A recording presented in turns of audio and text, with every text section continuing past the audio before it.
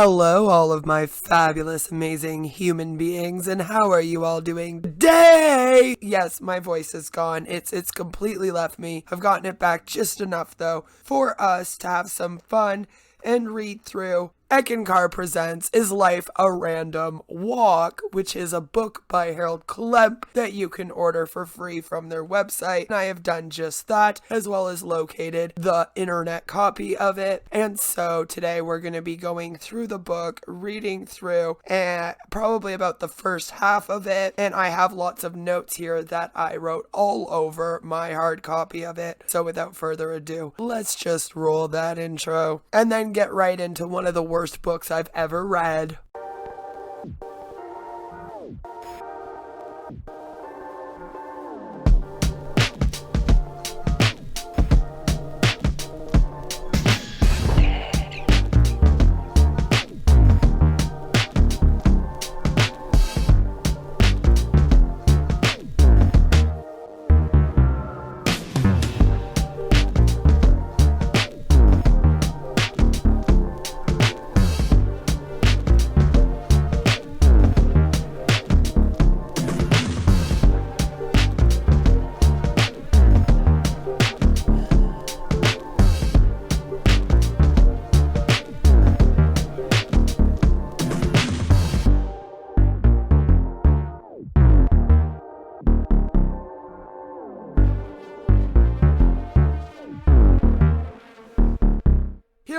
Here is Life a Random Walk, and of course by Harold Klemp. Is Life a Random Walk? There is an introduction and it reads, Is life just a random walk? Some analysts think so about the stock markets. Perhaps this bias is a spillover from their take on life. Who knows? And my notes say, why do we hate stocks so much? What the fuck is this? Others, myself among them, say life follows a natural order. It is predictable. While history may not repeat in an exact pattern as to place or time, the present often is a rhyme to past events. What do you think? If you have a strong desire to find a better, more direct way to God, read on. The truth you seek may be at your fingertips. And my notes for this underlines the last sentence, and then I say, spoiler, this isn't it. Is life a random walk? A question we ask 5 million times before the very first page of the book.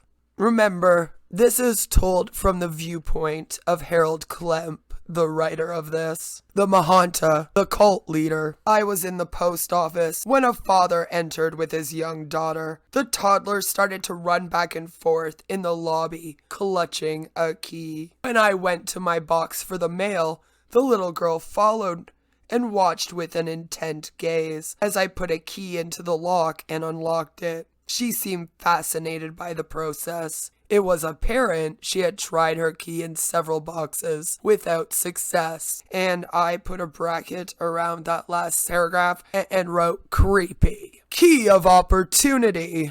See what they did there? She stood and stared as I relocked my mailbox. By then, her dad had finished his business and was ready to leave. Scooping up his little girl, he made for the door, then turned back and said, when you're that age and you've got a key, the whole world is a lock. I thought about it, trying to learn the spiritual message. It is this. The whole world is a grand opportunity, a mystery for a child, something to unlock with a key, to discover what's there. And I wrote, not that deep, Harold. Do you have such a key? How does it work? And then I wrote r/that happened because, again, sounds like a fake story to me. A search for answers. Who am I? What am I? Why am I here? Where am I going? When?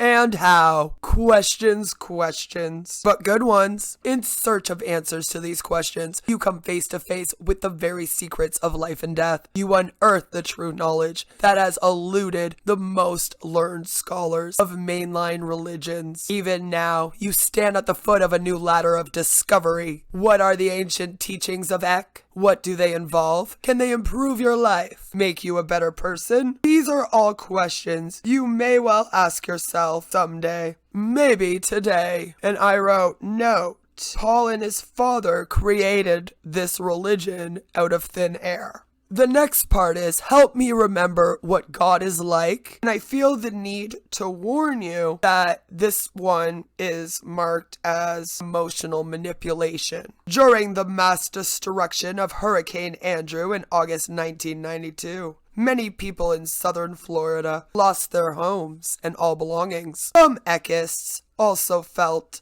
the bite of its destruction. One such Eck family accepted shelter with another family until money from the insurance company let them set up housing again. And here I wrote, no reason to mention the hurricane.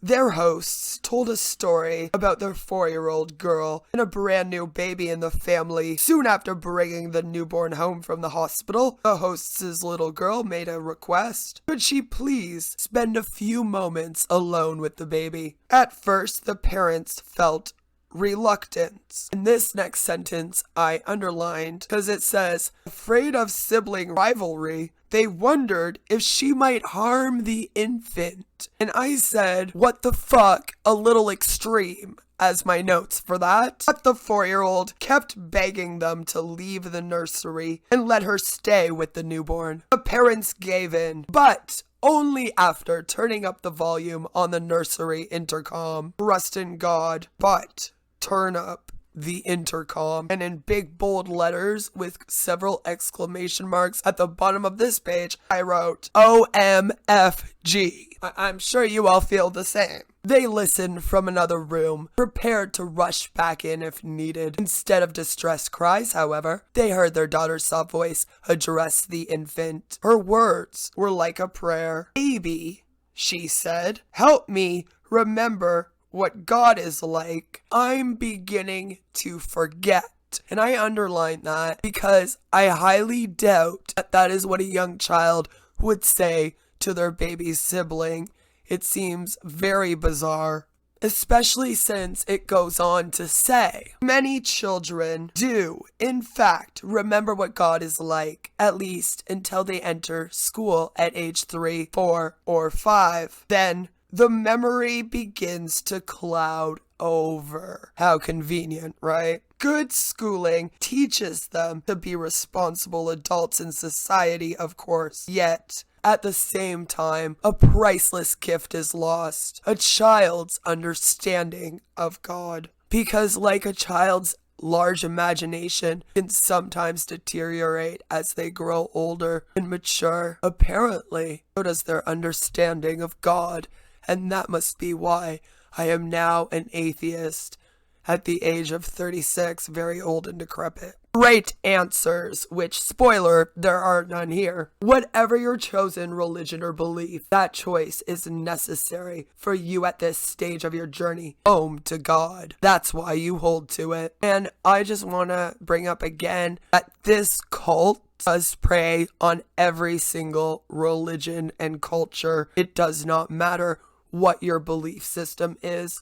They want you to join today. Your religion or belief is a valuable and important part of you because it reflects all your experiences from past lives. And again, I highlighted past lives and said belief in reincarnation enforced here. Our spiritual heritage is far richer than a single lifetime could ever produce. Reason: many enter this life with a special gift or talent without the apparent need for learning it. And I highlighted this and said that it is using people's natural born talents and gifts as proof of reincarnation, which I do not appreciate. Some kids even reincarnate with the knowledge of a foreign language which their siblings lack. Damn the shade here. Parents who treat reincarnation as foolish may simply dismiss such a gift with an airy, "Oh well, he sure didn't get it from us," and let it go at that. They have no inkling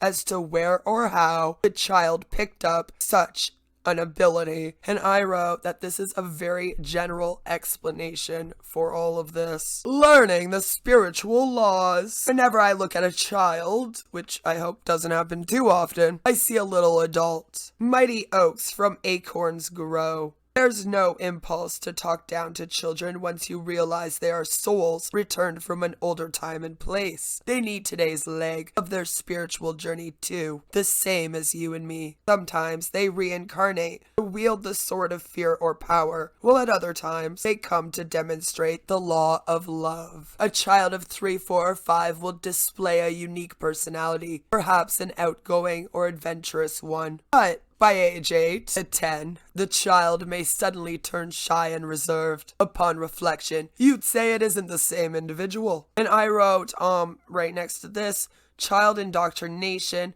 confusion, and using imagination as more proof of reincarnation. A young child often remembers the distant past and may well speak of it. A good question to ask a child of 2 to 4 is this: what did you do when you were big? I again do not agree with that. You could be surprised if the child, in a nonchalant manner, sketches out a past life in broad details. Recognize it for that. No? When people leave this physical life, they ascend to the next heaven, the astral plane. And there it is, the astral plane mentioned, of course. Some advance to a higher place, the 2nd or 3rd heaven. The 2nd is the casual plane. St. Paul spoke of a 3rd heaven. It is one of the regions in the upper worlds where souls go to rest, to learn different facets of spiritual law, including the law of love. The books of Eck present these planes and laws in some detail. And I wrote in quotation, laws, use of word to manipulate. And if you want more information on the astral planes, I have covered them in past streams and videos. How children enter a new life. After a short or lengthy rest in the higher worlds, we enter to Earth as a tiny babe. Babe? Ew. The body is a new prison of sorts. Weird way of putting it. This containment of soul is the hardest part of reincarnation to deal with. In the last physical incarnation, an individual was perhaps an adult in a well-trained, functioning body. Now, with baby fingers, he will try to pick up objects but fail in the attempt. I struggle to focus and make sense of a blurry world, but for some time, the scene remains a smear of black and white shadings. Months pass, and a perception of color dawns. Little by little, the infant's mind develops in a heroic way to influence the brain to put it all together. In effect, the mind commands the brain. Okay. Now sort out the light waves and make order from chaos. I wrote that this is using normal child development as proof of reincarnation. Of course, as our true eternal self, soul. Remember, they believe that everyone is soul. We exist beyond the human mind. From the lofty heights of soul, we flash marching orders to our mind, which in turn passes them down the chain of command to our physical brain for execution. And so the will develops. We thus move and act. We grow. With the passage of time, the infant comes to recognize mommy and daddy. It just gets creepier as we go along. Vague forms that begin to register as real objects. It knows when the bottle's on the way, and so forth. A baby thus learns to put things into categories or files. Its growing ability to place a thing into a familiar slot reduces the infant's fear, making the world a more comfortable place. I wrote here that this is very, very odd way of putting this. A mother observed the way her young child characterized things and put them into categories of his own making. Around the age of 10 months, he began to mimic certain sounds. Sometime later, the mother noticed that every time they passed a body of water or a drinking fountain, he would say, "Mo." One day, she figured it out. She had been teaching him to drink water from a glass. After each sip, she would ask, "More?" The child had taken the characteristics of this wet stuff in the glass and put it into the wrong file. He thought its name was more, so anytime he saw water, he tried to call it by that name. a child learns bit by bit. First on its agenda is the name of basic things, how to identify the concrete objects in the world around him. How do I get God's love? Over time, children pick up the finer subtleties of getting along with others. If they have the good fortune of loving parents, they soon realize that as one gets love, he must also give it. Love is like water, in that only so much of it fits into a glass. Before more can go in, some must be let out. So, if one doesn't keep giving out love, Mo can't come in. He's so funny. And my notes for this part says, cap on love, odd thought, still using normal child development again as proof. People often wonder, how do I get God's love? You get more of it by giving of your own to others. So it's a love to be loved mentality over here. Spiritual school, all in all. Earth is a spiritual school designed and set up by God. It lets each of us, each soul in this world, learn more about becoming God-like. Becoming more like God. I underlined this word here, God. I also underlined the word soul, and then I also underlined God-like, because here it's a lowercase g, and I said it's an odd use of capitals. Pay attention to that, it's important. The whole purpose of you, me, and everyone else is to become more God-like. I do find it weird that the word God is capitalized, but then the word godlike is not. It is our mission or purpose here. It's the key to happiness. And I said, well, that's pretty general. People may believe they're here to mark time until the trumpets blow on the last day. At that point, having pursued a frivolous life, they expect the Lord, which capital L here, to catch them up to some better world, to let them embark upon a useless and self-centered existence there too. And I wrote, useless existence? Speak for yourself. No, the true purpose of life here, there, or anywhere is to become a co-worker with God. Our past lives have brought experience to polish us in a spiritual way. Like it or not, you are now the best and highest spiritual being you have ever been in any lifetime. And I underlined the rest of this paragraph, which says, take a look at yourself, like what you see. Fine. But if you don't like the face staring back at you in the mirror, keep in mind that this reflection is of your own creation. You are today the sum of all your thoughts, feelings, and actions in past lives. And I wrote, that's a little bit cruel and odd and harsh. I once said that sincere people who attend an Eck event, like an introductory talk on the Eckankar teachings, come because of some dissatisfaction with their belief or religion. Otherwise, why would they be there? And I said, it's a cult.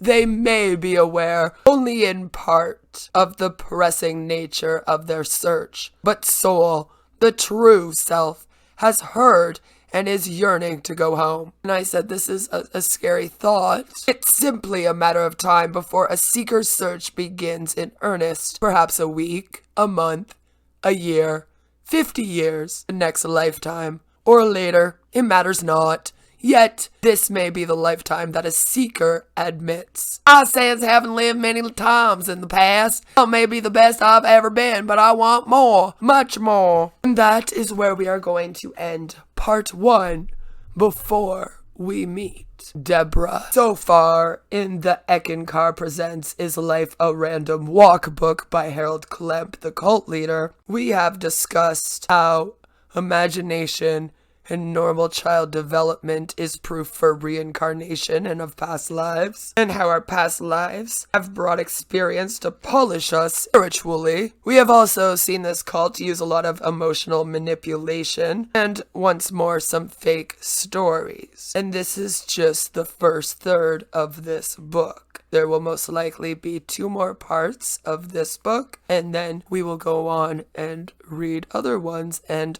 of course, deep dive this cult further. Please do check out all of the other book reviews I have on the Eckankar e-booklets and my streams about this cult where we do some live dives into their belief systems.